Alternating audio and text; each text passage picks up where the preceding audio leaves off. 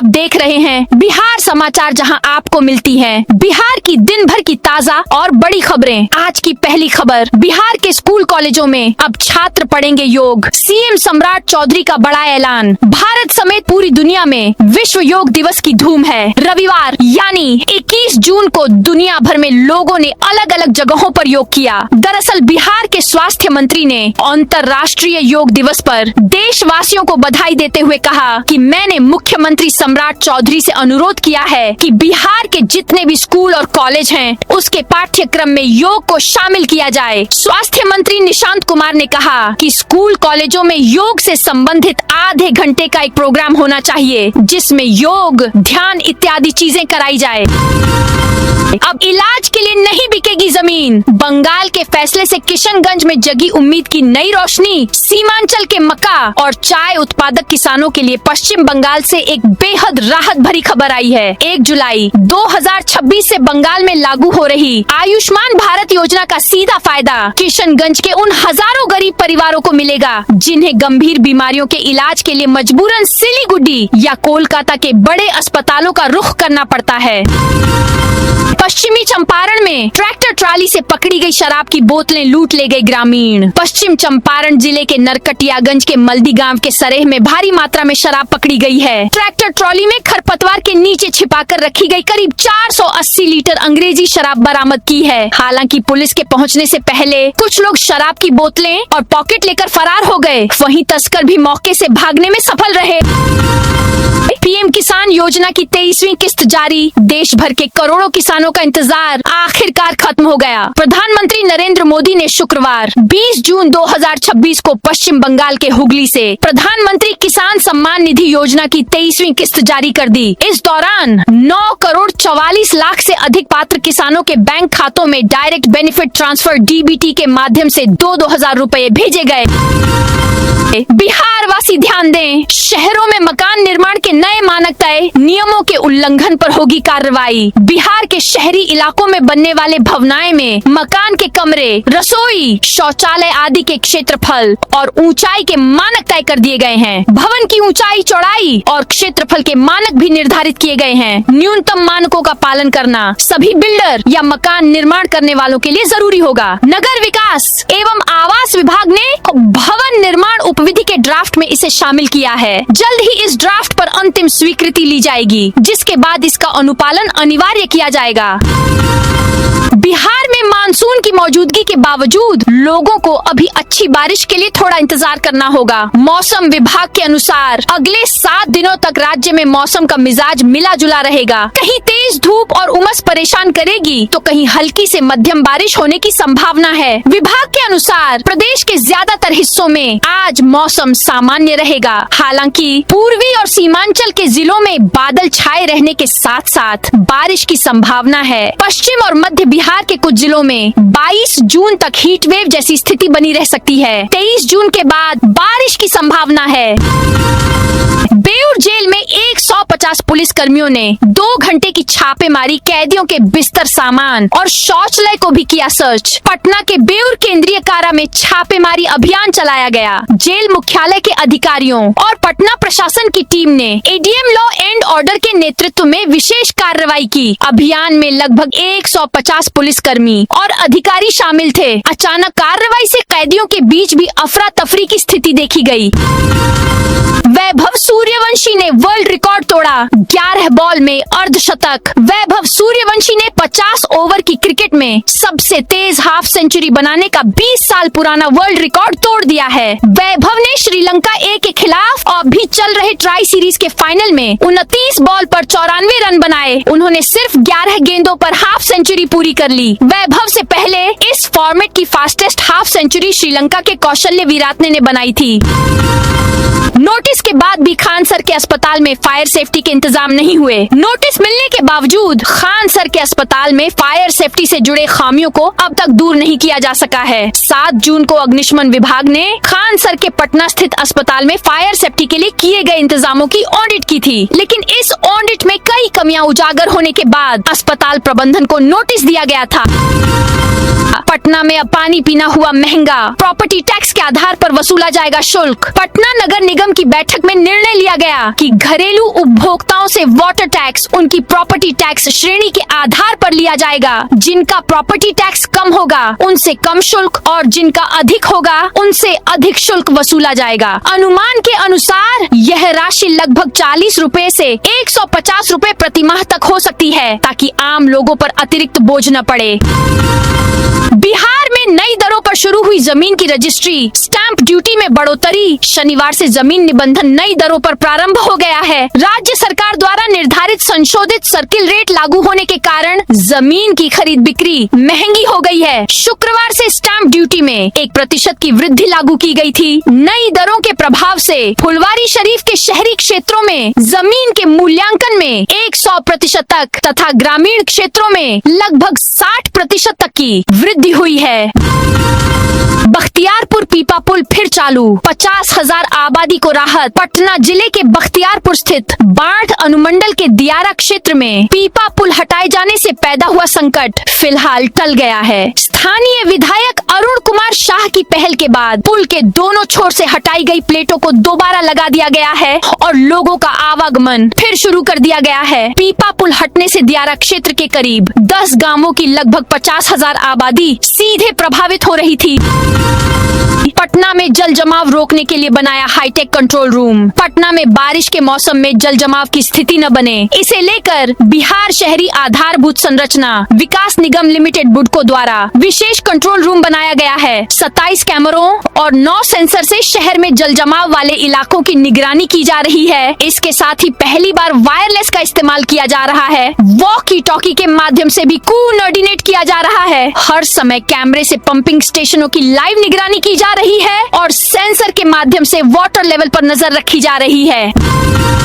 Bharat Tiwari encounter पर अब होगी जांच। भोजपुर जिला के बिलौटी गांव के चर्चित कथित मुठभेड़ मामले की न्यायिक जांच कराने की घोषणा के बाद मृतक भरत तिवारी के परिजनों ने राहत जताई है। मुख्यमंत्री सम्राट चौधरी द्वारा हाईकोर्ट के अवकाश प्राप्त न्यायाधीश से मामले की जांच कराने की घोषणा का परिवार ने स्वागत किया है और निष्पक्ष जांच की उम्मीद जताई है।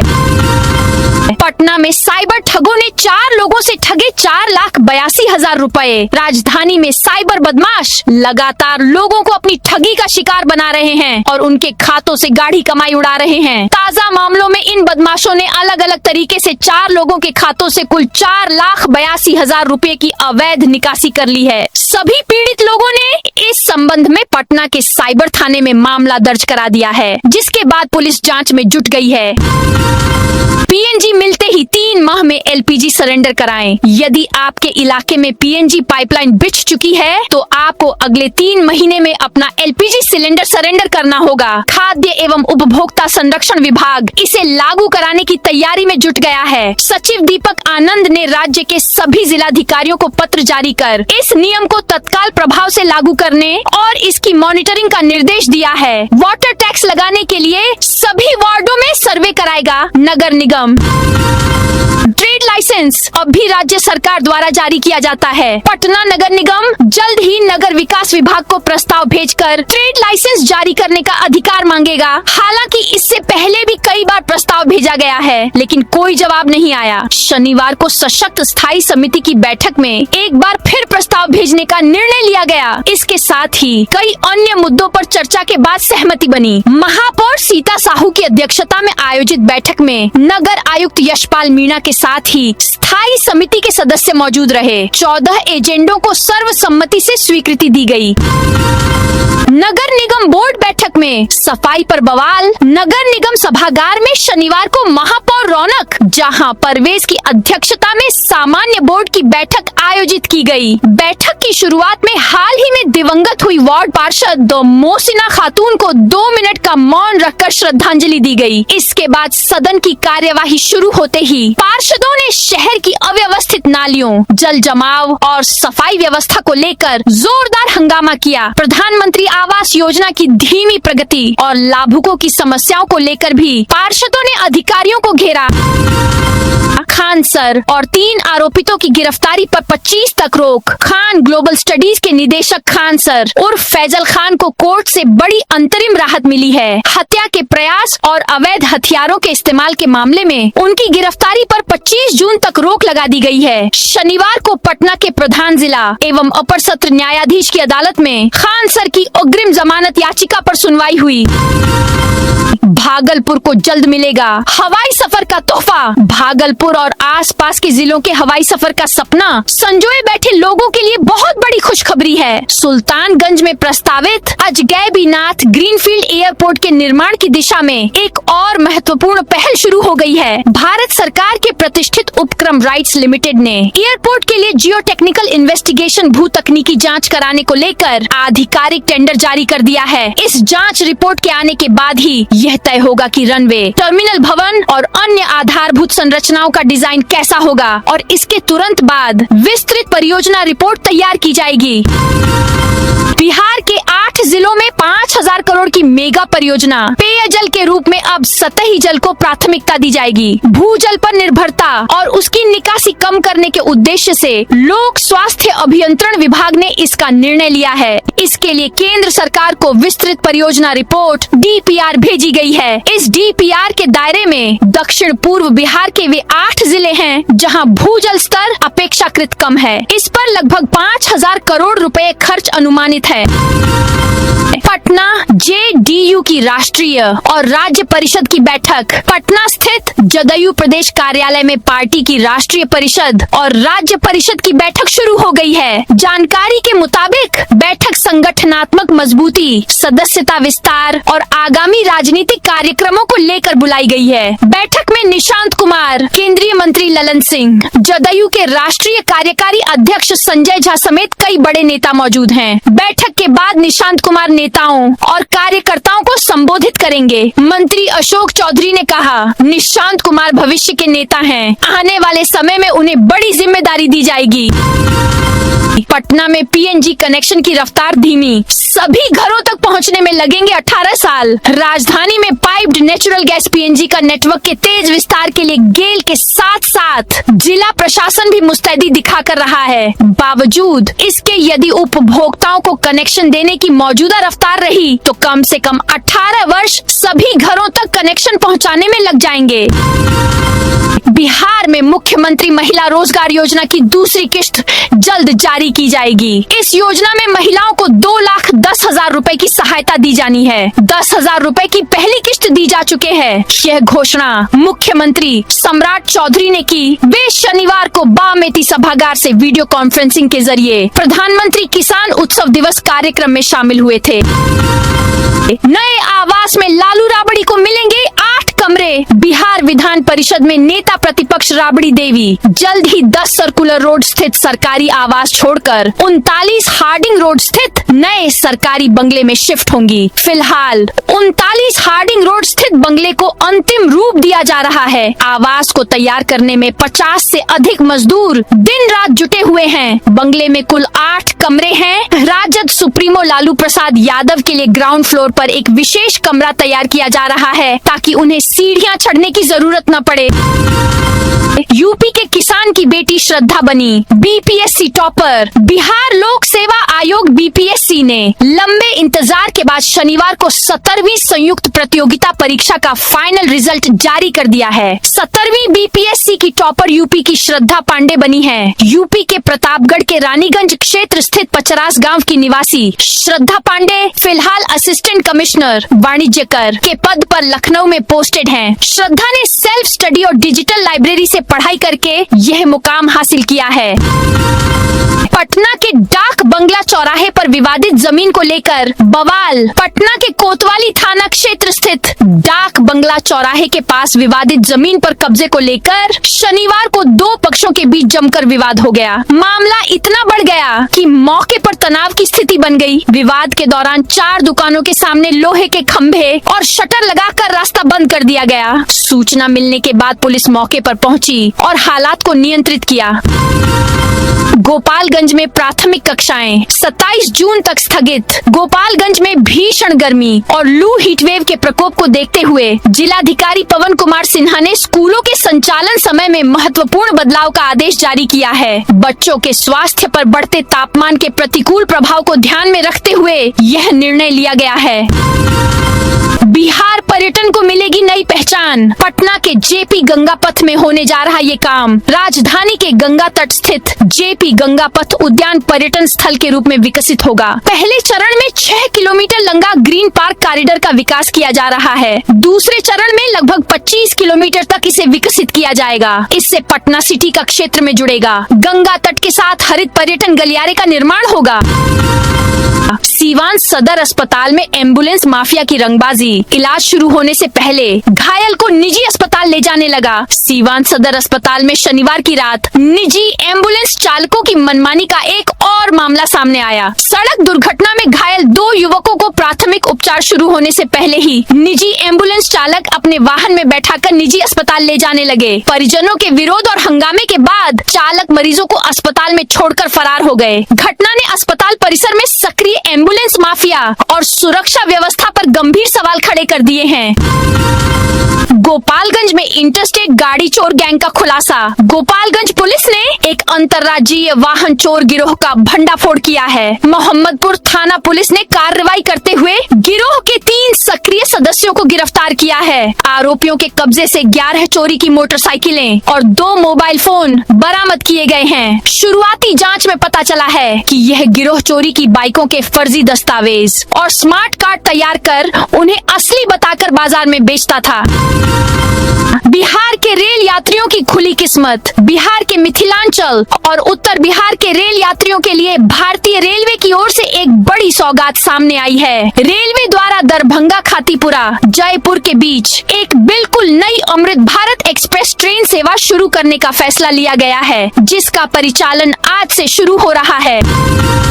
तेज प्रताप के खिलाफ महिला आयोग में शिकायत करेंगी अनुष्का। तेज प्रताप यादव ने अपनी कथित गर्लफ्रेंड के भाई आकाश यादव के खिलाफ देर रात पटना के सचिवालय थाने में शिकायत दी है। तेज प्रताप ने बताया, मुझे आकाश यादव के जरिए जान से मारने की धमकी दी गई है। मेरे ऊपर लगाए गए सभी आरोप झूठे हैं। आकाश मेरी छवि को शुरू से खराब करना चाहता है। वहीं आकाश यादव ने आज प्रेस कॉन्फ्रेंस कर तेज प्रताप के आरोपों पर पलटवार किया। आकाश ने कहा कि मेरी बहन अनुष्का महिला आयोग जाएगी। 2024 में उसके साथ क्या हुआ सब सामने आएगा। राबड़ी देवी और तेजस्वी ने अनुष्का के साथ क्या किया ये भी सामने आएगा। 54 साल पुराना जमीन विवाद 1 महीने में निपटा। गोपालगंज जिले में न्यायपालिका ने 54 साल पुराने भूमि विवाद मामले में 1 महीने के भीतर फैसला सुनाया है। जिला एवं सत्र न्यायाधीश 10 की अदालत ने इस लंबित मामले का निपटारा करते हुए अपीलकर्ताओं की अपील खारिज कर दी। बिहार की छवि बदनाम करने वालों पर होगी कड़ी कार्रवाई। केंद्रीय जल शक्ति राज्य मंत्री राजभूषण निषाद आज 1 दिवसीय दौरे पर बेगूसराय पहुंचे। यहां उन्होंने प्रेस वार्ता कर नरेंद्र मोदी सरकार के 12 साल की उपलब्धि गिनाई। बेगूसराय में महिला के साथ हुए गैंगरेप और हैवानियत मामले पर उन्होंने कहा कि घटना पर कहा कि काफी दुखद है। इसकी जितनी निंदा की जाए कम है। जमीन बेचने से पहले अनुमति से किसानों में बेचैनी। सीतामढ़ी में प्रस्तावित सीतापुरम सैटेलाइट टाउनशिप क्षेत्र में जमीन बिक्री को लेकर फैले भ्रम के बीच भाजपा के प्रदेश प्रवक्ता और पूर्व नगर विधायक डॉक्टर मिथिलेश कुमार ने जिला पदाधिकारी को ज्ञापन सौंपा है। उन्होंने मामले में हस्तक्षेप की मांग करते हुए डीएम से अनुरोध किया है कि ज्ञापन को राज्यपाल तक भेजा जाए और आम लोगों के बीच फैली भ्रांतियों को दूर करने के लिए आवश्यक कदम उठाए जाएं। मोदी ने घूम घूम कर लोगों को योग कराया। आज 12वां अंतर्राष्ट्रीय योग दिवस है। इस दौरान योग के कई रंग देखने को मिले। जवानों ने पहाड़ों पर, बच्चों ने स्विमिंग पूल योग किया। बंगाल के जल्दापाड़ा वाइल्ड लाइफ वन विभाग कर्मचारियों ने हाथियों पर योग किया। योग दिवस का मुख्य कार्यक्रम कोलकाता के रेड रोड में हुआ। पीएम मोदी ने हजारों लोगों के साथ योग किया। इस दौरान मोदी ने घूम घूम कर योग सिखाते भी दिखे। ट्रंप बोले अमेरिका हॉर्मुज में टोल लगा सकता है। ट्रंप ने सोशल मीडिया पोस्ट में कहा कि अगर ईरान के साथ 60 दिनों में कोई समझौता नहीं हुआ तो अमेरिका भविष्य में हॉर्मुज स्ट्रेट में टोल लगाने पर विचार कर सकता है। यह शुल्क मिडिल ईस्ट में सुरक्षा पर हुए अमेरिकी खर्च की भरपाई के लिए होगा। हालांकि उन्होंने साफ किया कि सीज फायर के दौरान अगले 60 दिनों तक हॉर्मुज स्ट्रेट से गुजरने वाले जहाजों पर कोई टोल नहीं लगाया जाएगा। 60 दिन खत्म होने के बाद भी टोल नहीं लगाया जाएगा जब तक यह अमेरिका की तरफ से नहीं लगाया गया होता। 31 जुलाई तक फाइल कर दें इनकम टैक्स रिटर्न। वित्त वर्ष 2025 से 26 के लिए इनकम टैक्स रिटर्न यानी ITR फाइलिंग शुरू हो चुकी है। आम टैक्स पेयर्स के लिए रिटर्न फाइल करने की आखिरी तारीख 31 जुलाई 2026 है। वहीं बिजनेस क्लास ITR 3 और 4 के कुछ लोगों के लिए यह 31 अगस्त है। अगर आप 31 जुलाई तक चूक जाते हैं तो 31 दिसंबर तक जुर्माना भरकर बिलेटेड रिटर्न फाइल कर सकते हैं। ITR आपकी पूरी आय, निवेश और वित्तीय लेन देन का आधिकारिक रिकॉर्ड होता है। मुजफ्फरपुर रेड लाइट एरिया में पुलिस की छापेमारी। भारी मिस्टेक हो गया सर, मैं तो मुजरा देखने आया था, पता नहीं था कि अभी ही रेड हो जाएगा। जाम उठाया ही था, तबला बज रहा था, डांस भी शुरू नहीं हुआ था कि पुलिस आ गई। जिंदगी की सबसे बड़ी गलती हो गई। मैं तो काम करने वाला इंसान हूँ, बुरा फंसा गया। ये बातें नगर थाना क्षेत्र के चतुर्भुज स्थान से पुलिस की छापेमारी में हिरासत में लिए गए एक व्यक्ति ने पूछताछ के दौरान कही। शनिवार देर शाम मुजफ्फरपुर के रेड लाइट इलाके में पुलिस ने छापेमारी कर 3 नर्तकियों और एक व्यक्ति को हिरासत में लिया। कोयला कारोबारी का 4 करोड़ रुपए के लिए धरना गयाजी में 6 दिन से खटिया लगाकर बैठे। गयाजी के रानीगंज इमामगंज में रांची के कोयला कारोबारी धर्मेंद्र सिंह उर्फ मुन्ना सिंह अपने बकायेदार के घर के बाहर बीते 6 दिनों से धरने पे बैठे हैं। उसका कहना है कि जब तक पाई चुकता नहीं होता वह धरने से नहीं उठेंगे। मामला 4 करोड़ 61 लाख के बकाया का है। स्थानीय व्यवसायी संतोष अग्रवाल का परिवार इस धरने को गुंडागर्दी व मानसिक प्रताड़ना बताकर सामूहिक आत्महत्या की चेतावनी दे रहा है। दोनों पक्षों को SDM कोर्ट तलब किया गया है, लेकिन मामला सुलझने के बजाय और पेचीदा होता जा रहा है। तो दोस्तों ये थी आज बिहार की दिन भर की ताजा और बड़ी खबरें। अब कल मिलते हैं नई खबरों के साथ।